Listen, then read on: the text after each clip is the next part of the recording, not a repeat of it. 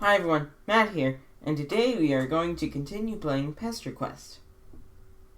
Last time we played PesterQuest, we went, flarping, or whatever, with Veriska. And this time we are starting off with Volume 7, Route 1, Begin the Friendship Process. It's a clear, cool night, and you're wandering around trying to decide whose hive you should crash at before the sun comes up. It's nice having so many options for places to stay. You've cultivated a decent community for yourself, and there is an ember of pride in your belly about it. Still, you find yourself feeling a little aimless. The last couple friends you've made were pretty intense. That's not necessarily a bad thing, but you're vibing at a chiller frequency now. There's still a while until it gets dangerously light out. So you sort of pop around, seeing what feels right. It's kind of fun to test out the boundaries of your powers. You've used it to find friends, but you're really not sure how far it goes. You think tree, and you don't know how your magic brain decide which one to choose, but fuck if you aren't sitting on an extremely high branch a second later. Try it again, with whatever concept comes to mind. Try it again, with whatever concept comes to mind. Garden. Try it again, with whatever concept comes to mind. Garden, cave. Try it again with whatever concept comes to mind. Garden, cave, mall, and it all works. You don't remember ever having been to any of those specific places, but you feel a strange, prickly affinity for them each time your feet touch the ground. Those are all pretty generic location nouns, though. You wonder if it works for things that are more abstract. Quickly, before you can talk yourself out of the naivety out of it, you think home. It still takes you a minute to open your eyes, even after you feel your guts all back in the right place, because what if you wake up in a room that feels like yours? Or worse, and infinitely more likely. What if you don't? You breathe in deep and immediately cough wretchedly. You open your watery eyes, clinging to the hope that maybe you come from a land of dusty comforts, where you always just breathe in layers of dust and it's fine. It's not fine. You've landed inside one of the spindiest, most precarious hunks of metal that have ever been bolted into the side of a cliff. It looks like some ancient outpost. Not homey at all. Of course that wouldn't work. It was stupid to try. Defeat is bitter in your mouth. There's a twisty part of you that wants to curl up a particular piece of floor and take a nap. You can't work out how much of that urge is just you wanting to give in, so just in case you don't surrender to it. Maybe you'll come back another time and sift through all the shit on the shelves. But for now, you're not sure how structurally sound this thing is, and you can't take any more disappointment. So you try one more time to pop up somewhere you haven't been before. What was that one guy's name that Gamesy mentioned? Oh yeah, Aqueous. Maybe he's chill. You think his name and zap away, imagining yourself leaving an edgy, despondent swirl of dust in your wake. Your magical zap calibration maybe isn't as off as you thought, because you pop in on Aqueous as close as it is possible to get to the dude without landing directly on top of him. The astonishing unchillness of the situation is imminently apparent.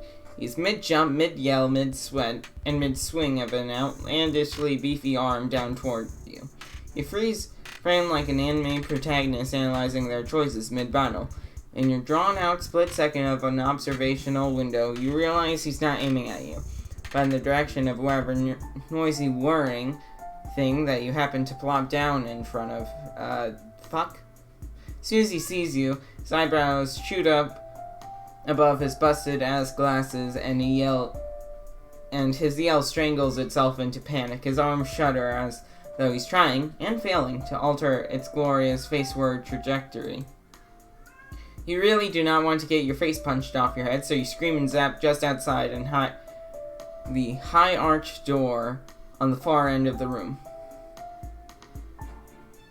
You hear a deep, meaty thunk, followed by a groan, then a sharp metallic crunch. The whirring stops. Oh my god, is he dead? Is the other thing dead? Should you go check on him? You skitter away from the door and then back to it, unsure what to do. Was that? No, it couldn't have. It can't have been. Hello. Show yourself this instant. Ah, fuck, he does not sound happy. His words are a little garbled, too. Like some teeth just got knocked out by whoever's ass he was just kicking. You weigh your options. Let's be brave. Oh no. Oh man. You know, the game's seal of approval is maybe not the most credible, but this guy might be an okay dude. And it would definitely be your fault if he was hurt in there. You should at least check on him, explain or something. You can zap away if it comes down to it. You do the polite thing this time and knock. He opens the door fast like he was just on the other side of it. You both jump. He collects himself and glares at you, arms crossed against his heaving chest.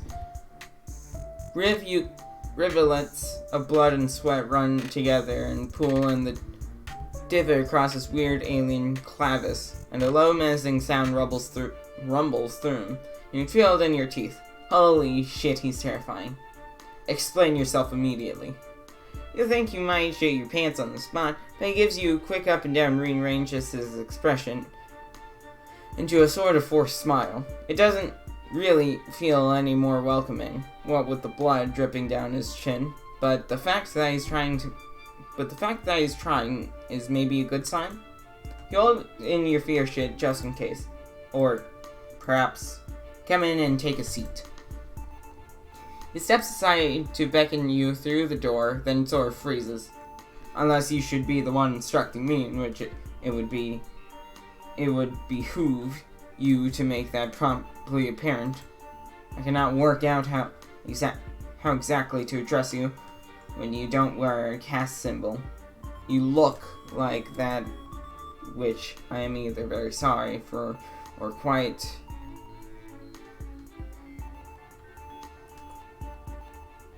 something about, depending on where the truth lies. Either way, I'm beginning to perspire about it. So, out with it right now.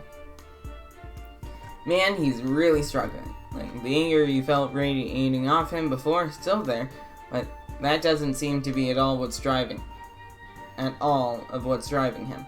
It's like there are two competing forces inside him. One that wants to yell at you, and one that wants to get yelled at by you.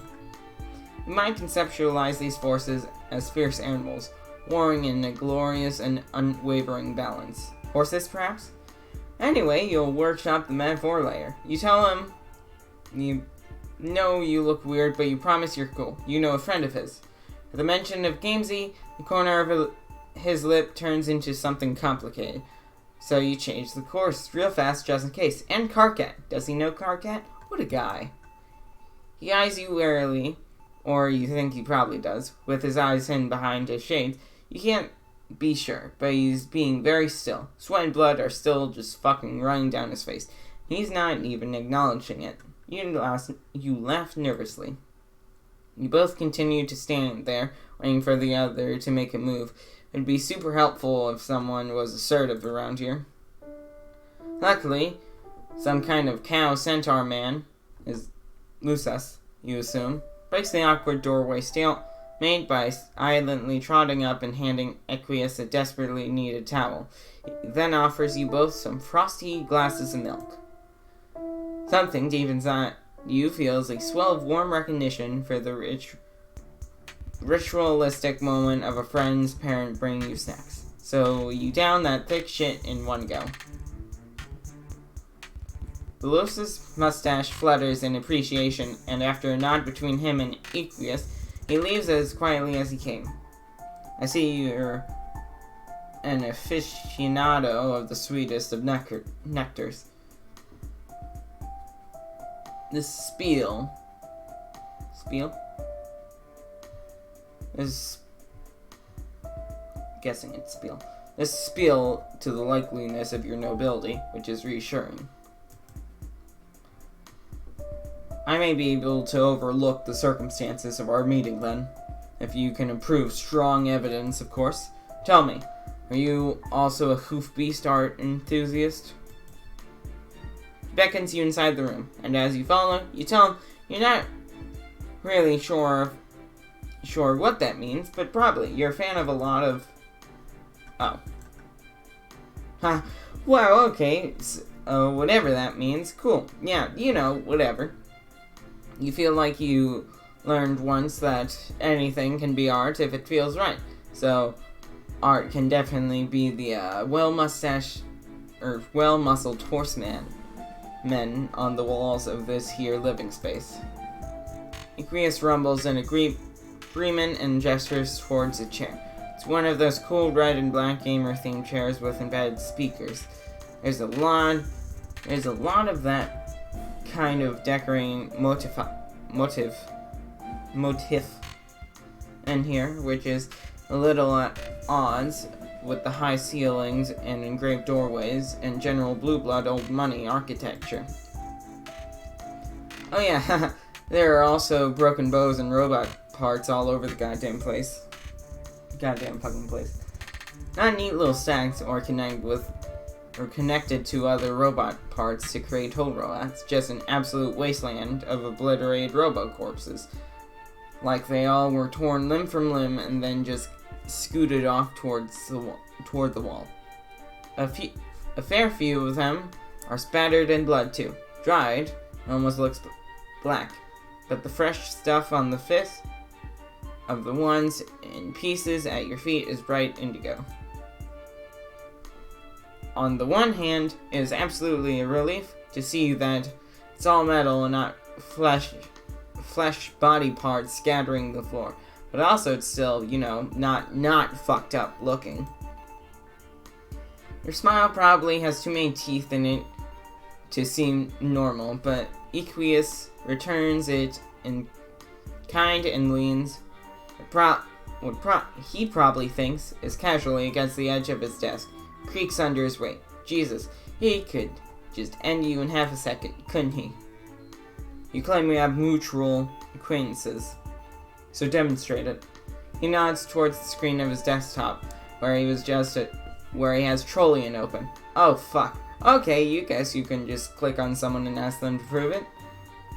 He seems to know both Carcat and Gamesy, and between the two, you know who's most likely to be online and ready to pester and be pestered at all times, so you click a screen name and start typing. Centaur's testicle began trolling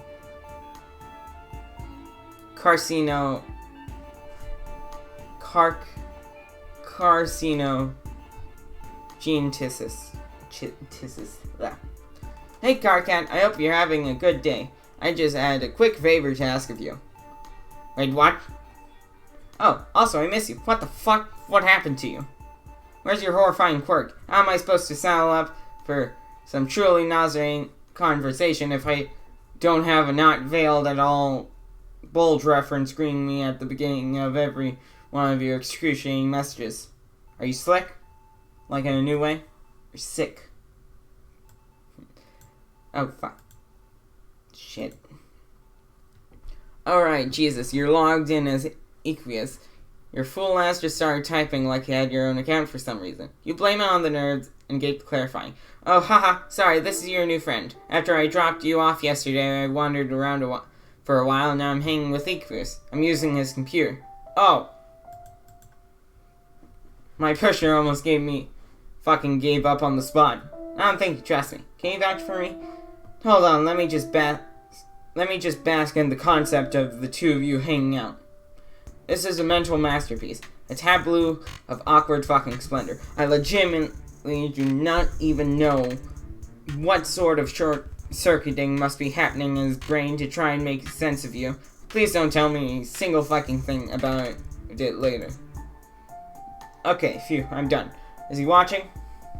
Equius leans over your shoulder and tucks his hair behind his ears so it doesn't get in the way of his typing. It's a bow and arrow. Any resemblance otherwise is only a pleasant coincidence. And yes, I am watching. Okay, whatever. Listen up, you milk log chum squelcher. This little guy right there, the one you're probably dripping sweat all over, that's one of the realest friends you will ever hope to make. Sure, they'll send your life careening horrendously off course, but it will absolutely be worth it, for the level of dedication they bring to the table. Don't even bother with the blood color horseshit with this one, since they're the only one of their species. Just roll with it for once in your righteous life. Don't fuck this one up, Zahak. They're an abomination, and they wouldn't know a boundary was if it took up residence in their gray chute. But you two have those things in common. So in this case, that's a good thing. Equius inhales sharply, and you wonder what Karkat meant by that. About Equius, you mean? Sure, you're an inexplicable being, neither Earthling nor Alternian, but the weird, itchy memories about having lived on both planets. Yeah. But he doesn't seem out of the normal range of fucked up, considering troll standards. In fact, how about this? That is sufficient. Goodbye. He minimizes the window and steps back, somehow sweatier than he was before. He taps the towel gingerly to his forehead. So, I can't do voices. So, we have now been properly introduced. Okay, then, you definitely thought he was going to be more thorough than that. He does seem a little shaken up.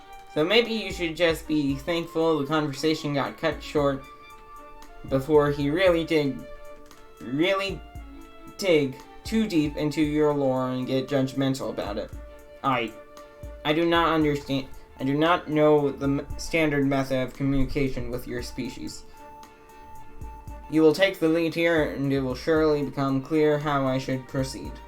Yes, that sounds extremely feasible. You will now begin the friendship process. I commanded. Oh, sure, you got this. How exactly do you got this? So, we're both freaks, huh? You decide to just go for it. Sometimes leaping into what could potentially be a super sensitive topic for someone ends up being the key ingredient in the friendship pie. You can see it now. Equius crying, thankful you are here to talk about whatever this unspeakable commonality you share is. You wiping his tears with his already pretty soaked towel. You shake yourself out of the daydream, and drop this sweet, loaded question right in his lap. Holy shit, you can't wait until this works. Excuse you? Speak for yourself, my standing is unblemished. Karkat is only comparing us in that way to further the ruse that he is removed from that particular category. It is a delicate social dance. Okay, you're not really sure Karkat sees it that way, but hey, whatever works for them. Anyway, you know, he was just yelling a lot about something that's not a big deal, as is his manner of showing affection, but you just thought he meant like the horn thing. The horn thing. Oh shit, you're sorry, you don't know what things are and aren't callable around here, you know? It's almost like it's all entirely arbitrary and at the whims of whoever's in charge, or something. You like the look, personally, but you haven't made friends with someone with a broken one before, so you're not sure how common it is. It is relatively common. They are exceptionally sturdy, so it takes something very strong to break them. It looks like he might be about to tell you the story, but somehow you keep not learning the lesson, where you should just chill and experience something instead of leap to try to figure it out before it happens. So fueled by enthusiasm for your newest spur of the moment decision, you stop listening to his lecture on troll biology and focus instead on zapping to the moment his horn broke. Troll biology is probably super uninteresting anyway, but you'll come right back here after and be able to contribute more to the conversation.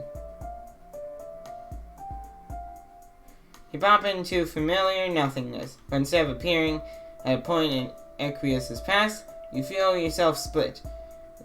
It's like looking at a magic eye puzzle, but with your whole body. You try to concentrate to align the segments into a whole, but it's too late. You think for a second it might be a cool new power, but it doesn't feel that different than before, only just triple. It's like there's narrative precedent, something, for this moment existing in more than one plane of truth. Unable to do anything else but sit there in space, contemplating this paradox. You watch. He looks a little younger, but not much. He's beating the shit out of a robot, but it's not the same as it was when you saw it before. However, briefly, then his movements had been smooth, even in their rage, like he wasn't afraid until you showed up. Here in this weird half-present space, his movements are erratic. He swings wildly, unthinkingly, like there is nothing left inside him but one last flicker of fury. His teeth are gritted against tears, and he just looks so tired. You want to pull him back to make him rest. You see him reach the same conclusion, but not at all how you meant it. He just stops. The robot does not. You feel him close his eyes. And at the same moment, you see another snapshot of time much further back. There's a little grub wobbling its way up a stalagmite in a cave. It's definitely a precarious place, but still somehow feels safe to you. For some reason, safe, but also like super violent. Who knows? There's a lot going on right now. Crawls to the top and roars a baby clicking roar, eyeing a taller cave precipice,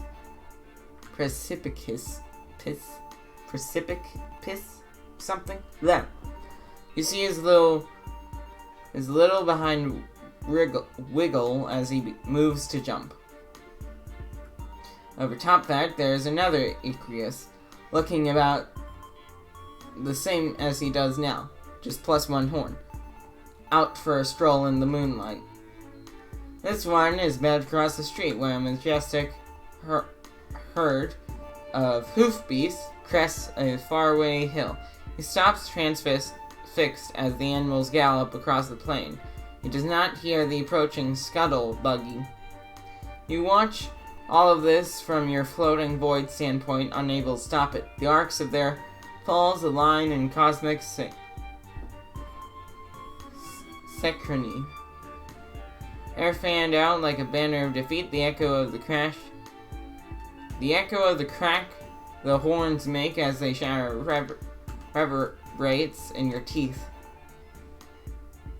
You yell as all three Antiquists hit their respective grounds. You can't help it. You've started to care about this guy a little bit. As the sound leaves you, all three of them turn their injured heads to look at you in unison, and you freeze. Shit, you were probably not... That's probably not supposed to happen, right? You're just watching, not changing anything. You barely know what you're doing, though. You can never be sure. You zap immediately back to the present, wind and dizzy. You feel deeply, suddenly, corporeal. Like you do when you step off a boat onto the shore, but with each atom of your body, separately and all at once. Icarus is standing exactly where he was when you left. Totally unchanged, still yammering about anatomy. Phew, good to know nothing got fucked up in the future after you... Wait, you were there. Pauses, shaking his head to clear it as his memories realign. I don't know how he didn't remember. I accepted your offer of friendship, and you repaid me with this tomfoolery. You knew it, how it happened all this time, and yet you played ignorant, jockeying for a position as someone in my trust, only to play me for a fool. No, see, you didn't before. It wasn't till after you went back that this became the way things went. See, the way time travel works is, do not explain time travel to me. What do you take me for? You're still reeling a bit from seeing him so vulnerable, by varying definitions of vulnerable, you guess, but still. You know you got this information from an unfair source, but now that you have it, you don't feel right just leaving. There's more to Equius than you originally thought, and you can feel the chance to learn more about him slipping away. I don't know what it is you want from me, but you will not receive it. Whatever connection you feel to him in this moment, he clearly does not return it. And shit, he's starting to get pissed. Sweat begins to bead at his temple. Your brain scrambling to grasp a hold of any thought that isn't your abject friendship failure latches on to the realization that sweat and all, his hair somehow still looks really good. Would now be a good time to ask him about what products I don't think this alliance is going to work out. You will leave. I must get back to my business. Guard sinks as he turns his back to you, presses a button on the back of a robot's neck, and rolls his shoulders. Goodbye. Shunned. Well, fuck. Let's show off my cool powers. Great, you can do that. Making friendship happen is like the one skill you actually have. From what you recall, you have a 100% success rate at it, too. So this budding report is safe in your hands. Excellent. Phew, you really weren't sure he'd be down for this. It really seemed like he might be coming to kill you when you heard him stomping toward the door earlier. Kill you? I would never. He cuts himself off as though he didn't intend to admit he didn't have it in him to murder you, and then clears his throat. At first I thought you might be Arthur, my Lucis. It's ridiculous looking back, though you do share a sort of globular pated resemblance. How did you come to entangle yourself in my brawl only to immediately escape? Are you abnormally fast?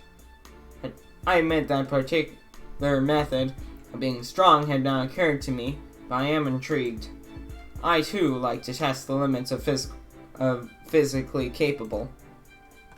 Oh no, you can just zap places. It's kind of a strength, maybe. If you want to define a superpower that way, you show off a bit, since you know Equius likes demonstrations. You tell him about how all you have to do is think of a place or person you want to visit and pop. You bop to the top of a pile of robot parts and back in front of him on the floor. It's like that, except anywhere. I see. That is exceptional. He sort of just starts quaking gently where he stands. He rubs his neck with his towel, but he's not really even sweating anymore than he had been already.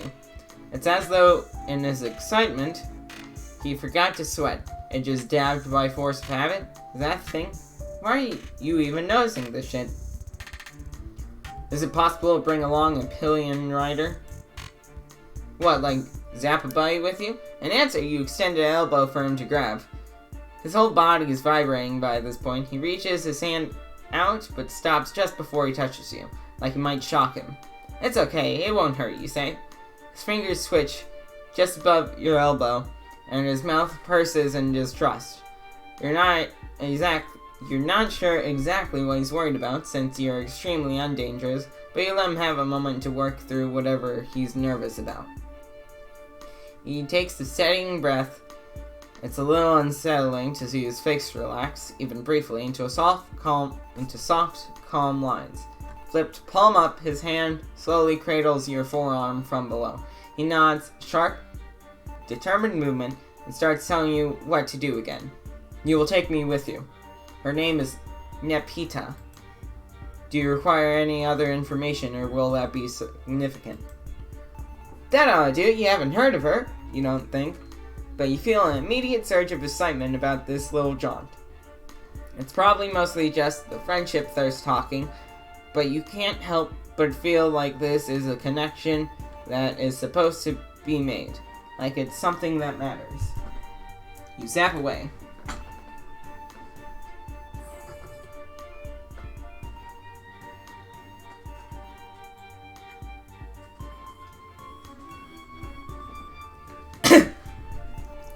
The pleasant little cosmic slip and slide feeling when you zap around is jolted, like you got yanked off the ride with a fishhook to your guts. You land back exactly where you started. That did not work. Did you mislead me? No, this should work. You're not even high this time. As impressive as the strength of your power is, perhaps you need to apply more attention to the more intricate details involved. She is an olive blood, very short and shamefully unkempt. This information will help. You hope so. He is starting to look pretty tense, even with the fond lilt in his voice as he talks about his messy friend. You give it another whirl, then you feel it. That same weighty glare on the back of your neck telling you don't belong. Fuck, you got zap blocked again. You will try again. Each word is ground out one at a time between his clenched teeth. Blood trickles through the cracks in his bite and out the corner of his lips. You really don't think it is going to work. The Equius looks like he is a second away from losing his shit, so reluctantly you comply. Quit fucking trying to skip ahead, it's not going to work. As you hurl through space-time toward Equius' floor, you start to wonder if this is just gonna be what happens now when you try and make friends. You accept this truth into your heart, and as your face accepts the impending wood planks. Equius lands on his feet a little ways away from you, his hands balled into fists, bellowing with impotent rage. He's not even saying words, just unleashing an agonized, guttural wail. He punches an already dead robot torso leaning against a bookshelf. In punctuation, he kicks its decapitated head. It explodes in a shower of bolts and sparks. As the dust clears, you see him dutifully wiping himself down with a towel, breathing hard. He seems to have worked his anger out because he walks with purposeful grace, as though he learned it in cultilition, and sits next to where you're still sort of laying on the floor. You're both silent for a beat. Equius tugs at a lock of his hair, anxiously wrapping it around his finger. His hands fall to his lap. I apologize for that display. The disappointment emotion is not my favorite. I feel better now, however. My Moirail lives very far away, so our paths have not been able to... X. Whoever force is blocking us seems to wield significant narrative power, so I will respect its whims as above mine in status. For now. You know, it happens. You're no stranger to the ups and downs of friendship. The trick is to know when to keep trying and when to fall back, no matter how futile it feels or how alone you are. Your morale is impressive considering your circumstances. That's probably mostly a compliment. You're not really sure. Your circumstances definitely feel like they could have been worse. You are very sure of yourself. How do you manage this when you are the only one of your kind, without a society to tell you how to act or feel? How do you know if you are living in the correct way? How do you know where you belong? Or if you belong? Fucking ouch. The desire to belong is a yawning wound in your guts. One that never seems to heal. Try not to let this rip too many stitches out of it. You never feel totally secure, you say? There's always fear, always doubt, always pain, but you find people in unlikely places. Make community when and where you can. Shit. You have belongings at, like 8 people's houses now? It's not the same as having your own spot, but it's definitely something. You started off on the defensive, but you realize it's true. So really, you figure you're still defending yourself by your relationships to other people. But that can come from a good place, and not just a twisted and forced one. You get wanting to know you're doing something right, unlocking your own mentally devised set of achievements for that sweet dopamine rush. But leaning on a fucked up social system for direction and validation doesn't really help him, and it definitely isn't helping many others. You don't need that to figure yourself out.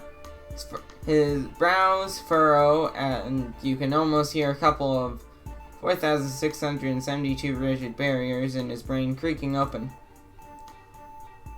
It's not just other people, you think. You find strength, is that right? In your own self, too. You've met a lot of people and learned a lot of ways to be, but you're still working on what that means for you.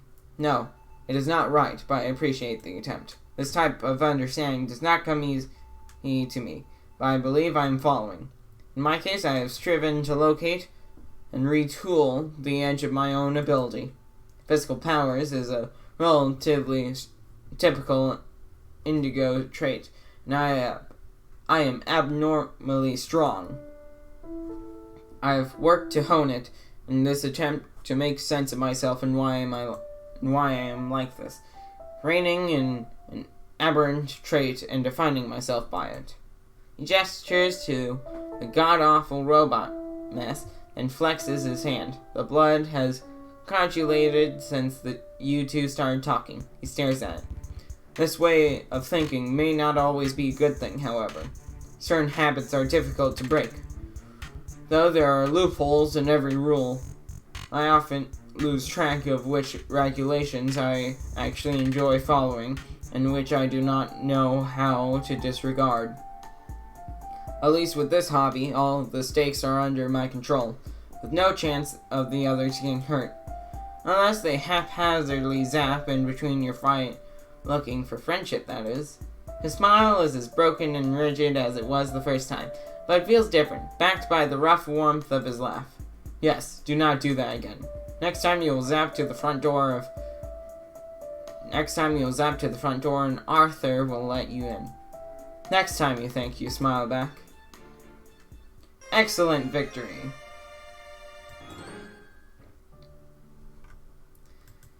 Now, it's time to chicken out. You don't know. Equius looked super strong and even more pissed. You really, really do not want to be next in line to get disemboweled. And if friendship with this guy is really meant to be, maybe you can reconnect with Gamesy as an intermediary. That sounds like a normal and cool time. Panic grips you as his heavy footsteps approach the door. Forgetting you have super useful zap powers specifically for use in time-sensitive panic situations, you turn and run. You glance over your shoulder as you go and collide spectacularly with a brick wall. Looking up from the brightly polished floor where you lay, inexplicably doused in milk and broken glass, you realize it wasn't a wall you hit. It's a glistening, part pseudo-humanoid, part horse, cow, beast person. Another godforsaken Lucis, maybe? Really unsure, but the fact that his top half looks kind of like a more dapper,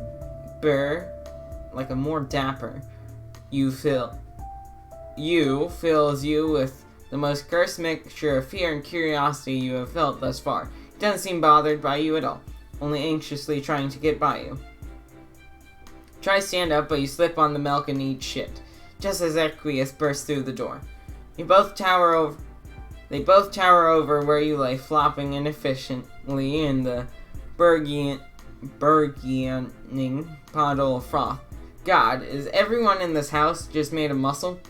You've had enough of this regular strength escape attempt shit. Bruised, humiliated, and covered in dairy, you zap on out of there.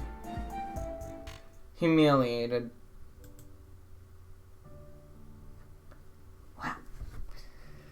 Anyways, that'll be all for this episode on PesterQuest.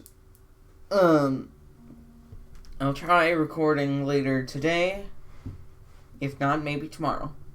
But if you liked my content, subscribe. If you haven't watched the previous PesterQuest videos, there should be a playlist in the top right corner. And if you liked the video, like it.